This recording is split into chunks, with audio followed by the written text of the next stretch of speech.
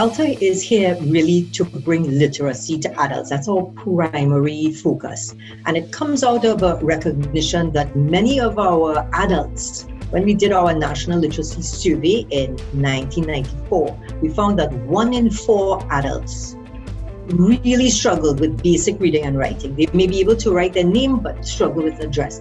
They would have challenges with groceries, just reading labels on things. You know, if you are diabetic and you need to look for that word sugar and you don't recognize that word, well, then you will be consuming stuff that's actually bad for you and you don't even know it. So there's this huge population in Trinidad that is sort of not really visible because you can't see literacy problems. Everybody looks just like you and me. In fact, when I used to be teaching, sometimes a student would be on the board writing the dictation or something, and she would be taken for the teacher because I was in the back assisting a student. So you can't see literacy issues, right? So it's very hidden. So what we do is try to get those persons who their lives are being made more difficult by a lack of literacy, and we offer them instruction free of charge. And whatever level you are, so you could be at the most beginner level where you are struggling still, what letter of the alphabet is this? Or you can be one who you're reading fluently, but you really have problems with spelling. You're not too sure how you spell certain words, and you need to upgrade that because you want to go and get CXT, and the spelling is really holding you back. So that whole range of literacy, we will have different levels and accommodate you in 3 classes. When it hit ALTA, it hit us all at once because on Friday, the 13th of March, there was a decision to close all educational institutions from that day, right? So there wasn't a prior warning. There wasn't any grace period to shut down. We had already started making steps to change and to say, okay, this looks like it's going to be coming and we need to take action. But we didn't expect it to be so quickly. So we had to get messages out to our classes. So on the 16th of March, we had moved all ALTA operations completely to remote, and the office then never stopped functioning. So our administrative offices kept going. And what we did then is start planning immediately as to how we were going to bring our services to the public, to our students, without having classrooms. So move completely to virtual. So we started with a student online readiness survey, which asked all our students, what do you have? Smartphone, laptop, tablet, do you have internet? You know, how ready are you to switch to a virtual medium? And our teachers conducted that through our coordinators. So we have an efficient network of communication, and we were able to put that straight into action. And then, of course, collate all that information and then start doing Zoom classes. We kind of left it to our teachers because there were some that wanted to use Zoom, some other things. So we experimented with different ways to do this.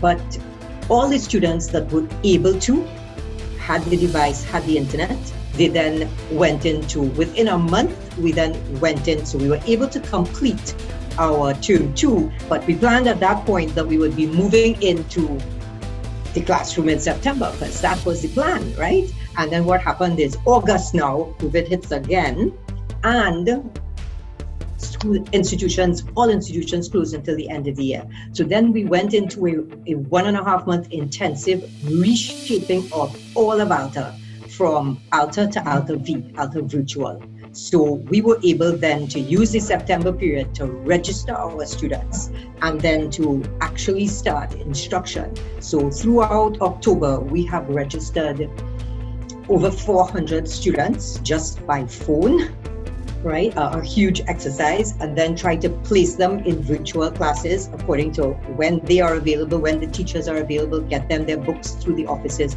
So it's been a complete reshaping of ALTA, creating entirely new systems to produce something that we've never done before. So that took place through September. And really all of that was facilitated because we were able to get that NGC Above and Beyond award in March. We got it slightly delayed by COVID, but it happened, right? We had to go to a virtual launch instead of the people launch we were planning for. But that really allowed us, we were able to do a full campaign the I Am ALTA campaign, fully funded by NGC, where we now were targeting a different group of students to those that we had ever targeted before. So these were people who quite possibly could never ever come to a class, but they could access the internet from home. They had the devices and they could sit at home and do an ALTA class. So we are able to reach an entirely new population of students that we never reached before, plus those that we always had in our classroom who are able to continue. Now, it's not 100% because there are those who don't have the devices, just like the school system.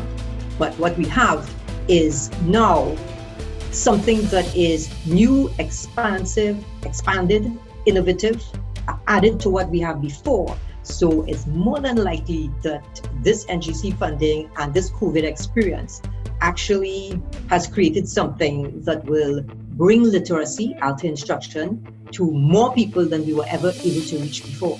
So it's a huge transformation, a driver that forced us to create something we hadn't intended. And then the second project that NGC did with us was almost like custom made for the COVID experience, because it was the pilot of the ALTA ONLINE application, which is a software that we've been working on for 5 years. And we had reached the point where we were ready to pilot it. That is, bring it to actual users and see now what feedback they have for us and how we can continue to improve this product. So that is different to ALTA V, in that ALTA V, you're on a Zoom call and you are interacting with a teacher, right? So it's an in-person kind of scenario, but just virtual. Whereas ALTA ONLINE is a software product where you have no person involved. All you have is you interacting with the machine.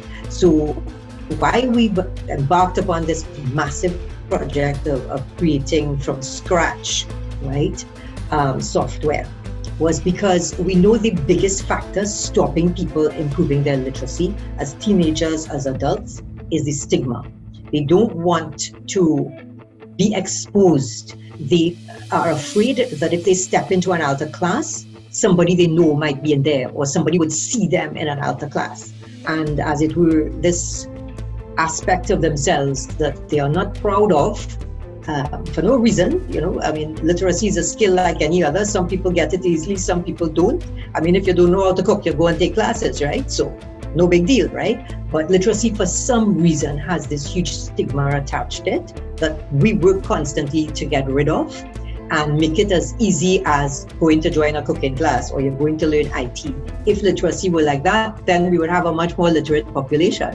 But there'll always be that factor. So there'll be the people who, in the privacy of their home, they will just sign on and be able to do lessons, and nobody needs to know that they are improving their literacy, because it's just me and the computer. We have a third project as well, which again got a little derailed, but it's just delayed, in that we wanted to produce a phonics chart for school children.